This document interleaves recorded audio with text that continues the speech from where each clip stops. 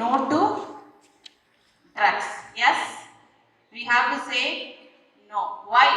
Why we have to say no to drugs?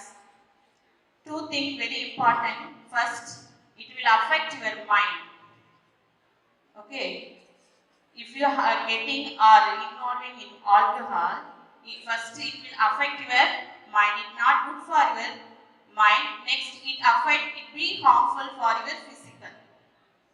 What is mean by addiction? That's mean something it's control over you. Something that controls over you is called as an addiction. Not only drugs. Don't allow anything to control you.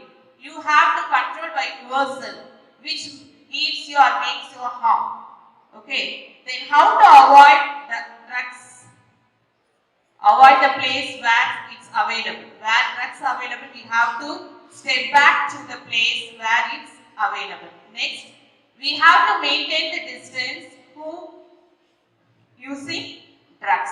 So my dear children, please aware of drugs and be safe, live a safe and healthy life. Thank you. God bless you.